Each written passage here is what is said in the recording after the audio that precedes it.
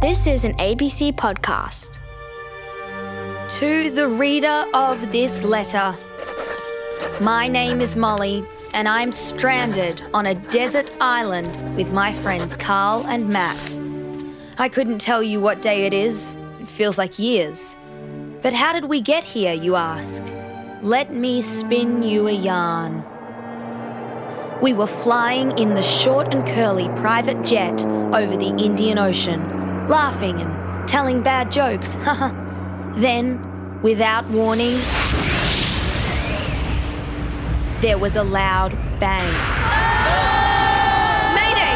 Mayday! The short and curly private jet is going down! We all screamed.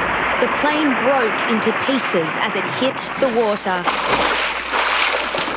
We thought we were goners. We swam for hours, and when our strength was almost gone, we washed up onto this little island.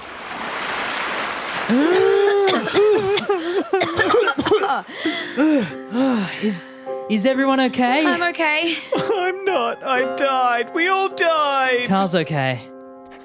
We may have survived the crash, but our food from the plane sank to the bottom of the ocean. We found a stream with fresh water, but we were growing hungry. Apparently, none of us know how to hunt or fish or scavenge basically anything useful. As each day passes, our hunger gets greater and greater, and our bodies get weaker and weaker. And then yesterday, Carl said something really freaky. Just to make sure we all agree on this, whichever one of us dies of starvation first, the other two can eat them, right? What? Well, if I die from hunger, you and Matt have to eat me so you can live longer. It's just survival.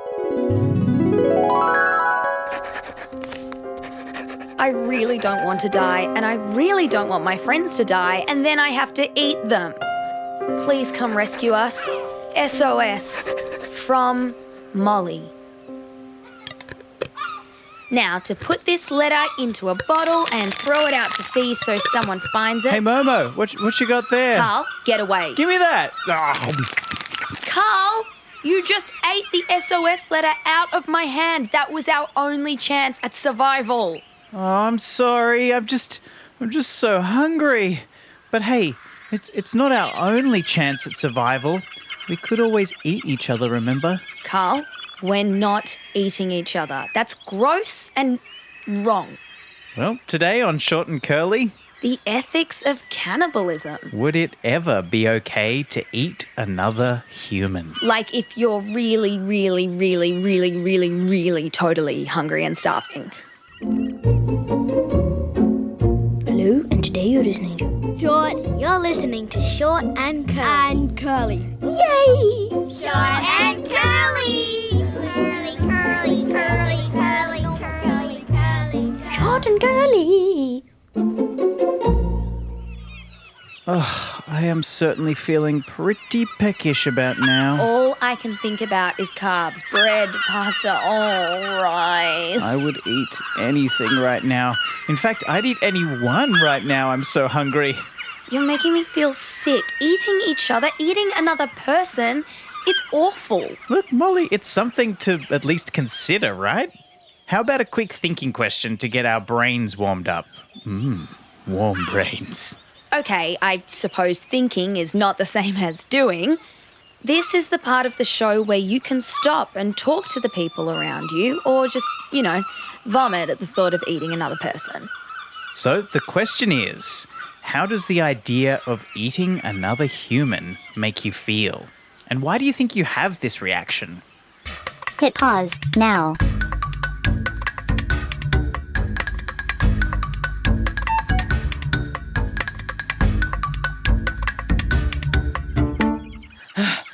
Molly! Carl! Look what I found! Matt, you're back from trying to find food. How did you go? Oh, I gave up and tried eating sand, and now my mouth is all grainy. But that doesn't matter. Look! Whoa, is that a phone? It is. I found this old abandoned research facility on the other side of the island. It was pretty creepy inside. There were cobwebs everywhere. Yum, cobwebs. Nature's fairy floss. And I found a phone, and it still seems to work. It doesn't have any numbers, though. It just has one call button. Let's see if it does anything. It's working. What's happening? It's very faint. Shh, it's trying to connect. Please, please, please, please, please. Someone's answered. Hello, is anybody there? Can you help us? Who is this? What are you doing on this phone? I haven't used this phone in years. Yikes, let me get the dust off of it a second. Hold on. Hello, our plane crashed on this desert island. We're starving and we need help. Yeah, hi, this is Bill Shudd. Who am I speaking to? Bill, our names are Matt Beard, Carl Smith, and Molly Daniels. Hang on, did you say your name was Bill Shudd? How do I know that name? Oh, well, I've written a couple of books. I don't know if they've gotten to that island yet, but I wrote a book about cannibalism recently. Maybe you heard of that one? What can I do for you? A cannibalism expert? That's very convenient. Bill, we're stranded on a desert island and we're Sure. trying to survive. Are there any cases in history where people have been in similar situations and they have decided to eat someone? No, I think that's probably happened hundreds and hundreds of times. Examples that would have taken place during famines in places like China or Russia, where at a certain point, there's not only is there nothing to eat, so you've already eaten the pets and you've eaten the mice and you've eaten your belts and you've eaten your shoes, and it gets to the point where your body is actually consuming itself. And when you get to that point, there's a response that the body has. That is that you are either going to die or you are going to eat what's there. And in those instances, what's there is oftentimes bodies. So I hope you guys aren't stranded for very long because there might be some tough decisions down the road. Can you tell us a couple of the more famous stories around cases of cannibalism where people have been trying to survive? In the United States, the most famous or infamous story has to do with a bunch of pioneers in 1847 who headed west. And they, to make a long story short, they did not get across the Rocky Mountains before winter set in. And they got stuck up in the mountains and they ran out of food. And at a certain point in time, they began to eat their dead. Were there any rules around who they would or wouldn't eat? Yeah, absolutely. Initially, they did try to consume people who were not in their own families, for example. But as things got worse, as things came down around them, all of that broke down. And it's a matter of survival. And the only thing that you need to do is to eat or to feed your children. You know, is it ethically right? I just think it's biologically right. It makes perfect sense. We lost him. Hello? Hello? Well, that call was probably getting pretty expensive anyway. But see, Bill said it, quote, makes perfect sense, unquote. Here I am offering you my juicy, delicious body if it looks like you might die of starvation. And I guess I'd just really appreciate it if you cared enough to offer the same thing to me. Whoa, slow down, Carl. I'm sorry, but I'm still not totally okay with this eating people thing. If you're feeling insecure about how you're going to taste, I am sure you'd be very scrumptious. That's not the part I'm worried about. But actually, come to think of it, I wonder if I do taste good. Matt Beard, you got any of that Ethics Centre wisdom to share with us? Of course. First, let's get something clear. When we're talking about cannibalism in our situation, we're talking about eating a human who is already dead. Cannibalism that involves killing another person is obviously wrong because there's murder involved. And that's not what we're talking about here. Well, not yet, but I am very hungry and you look mouth-wateringly delicious. We should probably tie Carl up. Agreed. But even the idea of eating someone who has died, even if they said it was okay for us to eat them, still seems wrong to lots of people because they see it as plain old disgusting. That's what I said. But disgust is a funny emotion from an ethical perspective. Lots of things we think are gross aren't necessarily unethical. Yuck isn't an argument. Think about picking your nose. It's gross, but doing it doesn't mean you're a bad person. So we need to work out whether there are good ethical reasons why we feel disgusted by the idea of cannibalism. Well, why do some people, not me of course, but some people find cannibalism disgusting? It's kind of hard to pin down. A lot of it has to do with the idea that people and their bodies are sacred, that they should be treated with respect, and that you can't respect something and also cook it up as a tasty meal. Okay, but what if... Sorry. No, I'd say more, but I'm just feeling so weak. I'm going to lie down here by the water for a bit. Wash over me, gentle waves. Come to think of it, my brain's a bit fuzzy as well. Yeah, so's mine. In fact, I think I might be hallucinating. Me too. I'm seeing a group of children in the distance. Same, they look delicious. I mean, really smart. Carl, that's the brains trust. You can't eat them. We need their brains to help us out. Okay, well, if we can't eat them, then at least they can help us work out what to do on this godforsaken island. Brains Trust, what do you think about eating people? I think that I personally would be a bit grossed out by eating another person because you don't know where they've been. I would think it wouldn't be too bad because, we eat animals, so it wouldn't taste too different, I guess. It would probably just taste like steak or something if you cooked it. Who knows? There really is no difference. If people see it alright to eat animals, then they should probably see it alright to eat people, but they don't see it right to eat people, so I think it's a bit unfair for the animals. But if people do like it that much, they're probably going to get a little bit nasty in a way and make people die so they can eat them. Like sell it at Coles or Woolies just as a natural everyday item.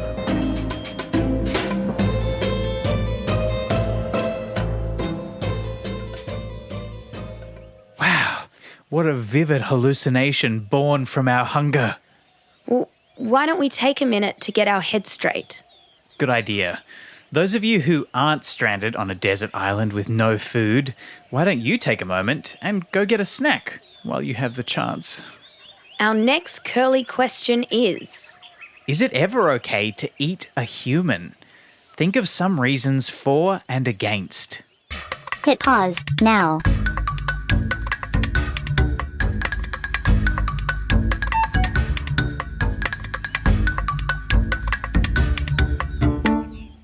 So, what part of your body do you think would be the tastiest, Momo? Personally, I'm thinking my spindly little arms. Oh, gross. What? It'd be like eating chicken wings, except longer and with more fingers. I don't like chicken wings. Come on, everyone likes chicken wings. I could marinate myself in garlic and soy sauce. Carl, I'm a vegetarian. If I don't eat nuggets or burgers, do you really think I'm going to eat a human? I guess I hadn't really thought of that. Wait, is that a mermaid? Or a seal? No, it's Matt Beard. Must give ethical guidance. The philosophy. It gives him strength. Quick, ask me a question. I need the rush. Okay, help us understand why we think it's disgusting to eat other humans, but most of us will still chow down on a chicken chow mein. It's a bit like what we said before. Humans like to think we're different to other animals, and not just different, but better. We think we have more value than other creatures. Humans, am I right? So arrogant. Maybe, but let's have a little thought experiment. Imagine right now some of our food from the plane washed up on the shore. My chocolate chip cookies. And my dried banana chips, but I guess they won't be dry anymore. But also imagine that it's not just us on the island. There's a dog with us as well. Should we share our food with the dog and possibly run out before we get saved? Or should we keep all the food for ourselves? That's such a hard one. I love a good pooch, but I don't want to starve. But we'd never think twice about sharing the food with another human on the island. And that suggests we do think about animals differently. And again, the question is, are there any good reasons for that? So, Molly, did that help? If a turtle happens to swim up on shore, can we just cook it? Oh, I'm so hungry, I don't know what a good reason is anymore. Well, hang on. Why don't I call Bill Shutt back and see if he's any help? Hi. Hi, Bill. It's us again. Just a quick question. Ooh, ask him the best way to cook up a human. Carl, stop. Ask for recipes. Carl, you're embarrassing me in front of Bill. Matt, ask him. Okay, ask him. fine, I'll ask him. Bill, if someone hypothetically was to turn to cannibalism, would you have any tips on which parts of a human to eat? Maybe any recipes? Well, I don't know about recipes, but first of all, I would start off by telling you to avoid eating the brains because that can be really problematic. There's a disease called Kuru, also known as mad cow disease, that can be transmitted by eating nervous tissue from an infected person. Not saying that you guys are infected, so I would just avoid the brains. If I were you, I'd be looking at thighs, biceps. So gross. Something that would be the equivalent of a steak. Thanks for your help, Bill. We might talk to you later on if we haven't eaten each other. Okay, just remember, go for the biceps, not the feet. Yeah, kind of tough. Remember, don't eat the brains. That's a lot for us to think about. Thank you. Take care. Matt, did you just hang up the phone? Don't you think we should have maybe, I don't know, asked him to send help? That was a bit silly. What a mix-up. No worries, I'll just call him back. Carl, you just ate the phone out of my hand. That was how we were going to get rescued. I'm sorry, I was so hungry. But if it makes you feel better, that was not yummy. And all the metal cut up my mouth a lot. That does make me feel a bit better.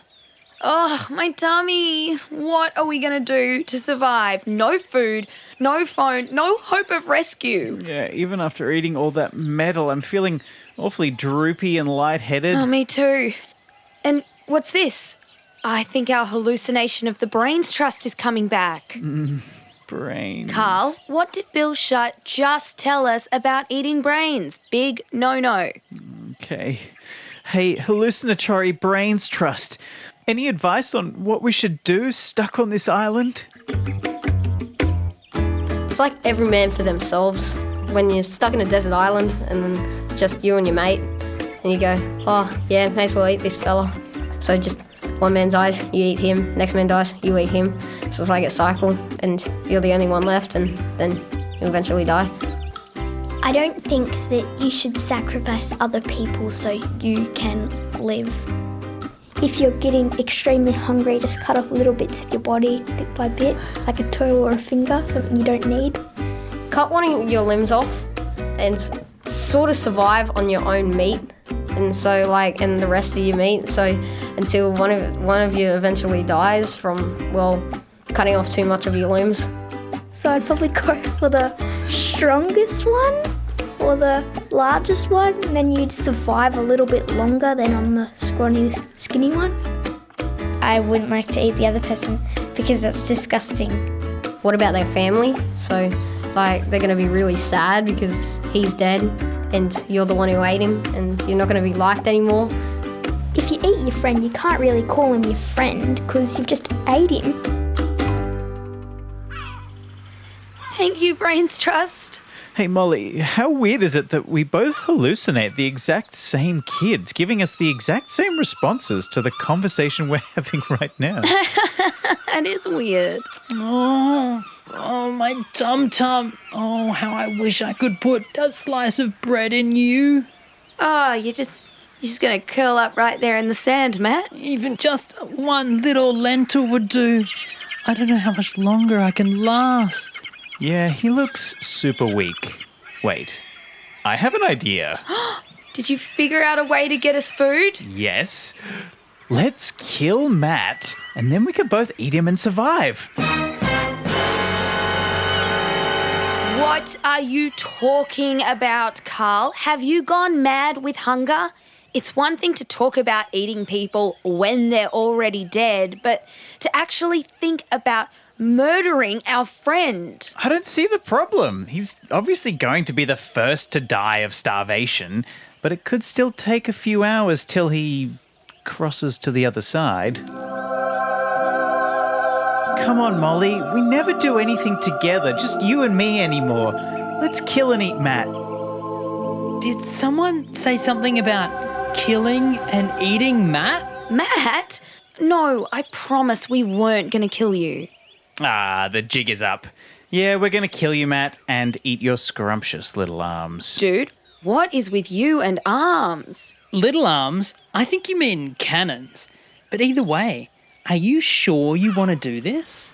If it's what we have to do to survive, then yeah, I'm sure.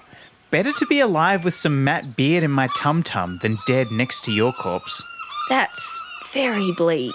It also might not be true. Throughout history, lots of people have done things they thought were necessary only to regret them later on. There's an old saying, death before dishonour, which basically means that sometimes it might be better to die than to do something you think is unethical. That's kind of how I feel. Look, as far as I'm concerned, doing what you need to do to survive is the right thing to do, and I wouldn't feel bad about that. Okay, first, killing me isn't the right thing to do. It's wrong. Don't do it. And second, we feel bad because sometimes the best option in a rotten situation is still terrible. Feeling guilt and shame after doing something wrong is one of the markers that we're ethical people, not psychopaths.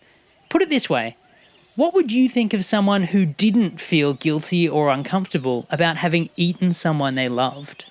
An excellent question for us to ponder as I sharpen this rock into a weapon. Carl, no. But also, yes. Let's have another thinking question. Pause to debate this dilemma as I talk Carl out of murder. And the question is, imagine someone did something that was necessary but still awful, like eating a dead human to survive. If they didn't feel bad about it, what would you think about that person? Hit pause now.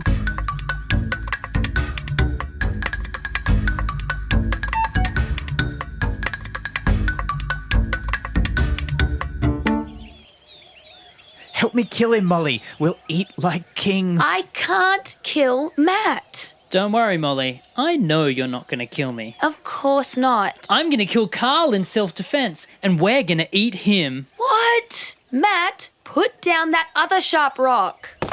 Come at me, scientist boy. Carl, you put down your sharp rock. Hey! It's dinner time, and this dish is going to be prepared a la carte. On guard! I'm making matatouille tonight. Stop! How will you live with the guilt and shame of all these terrible food puns? Don't throw sand, that's cheating. It's time for some grilled Matt-sparagus. That was honestly terrible. You know, while they fight to the death, I'm going to thank everyone for today's episode. A huge thanks to our Brains Trust from Moree Public School. Hayley, Phoebe, Emily, Ryan, Lucy and Kailani. Take one more step and I'll be making California rolls. A special thanks to Bill Shutt, who is a research associate at the American Museum of Natural History and author of Cannibalism, A Perfectly Natural History. Why, I oughta. Shout out to producer Kyla Slavin and associate producer Emma Gibbs. And today's sound engineer was Andrei Shabanov. Excited for some grilled calamari. Okay, that one was good. Thanks as always to our executive producer Justine Kelly and ABC Audio Studios manager Kelly Reardon. All right. Time to feast. Stop it! We're here to rescue you. Stay where you are. We'll drop you a ladder. Everything's going to be okay. Oh, thank goodness. A rescue chopper. We're saved. We don't have to eat each other to survive? Whoa! Were you gonna eat each other? You've only been lost for like 2 days. Okay, no need to be so judgy. Yeah, it really felt like a lot longer. She doesn't get it. She doesn't know what we went through. It was pretty wild out here, wasn't it? It sure was, you guys. It sure was. Let's all hug and watch the sunset together.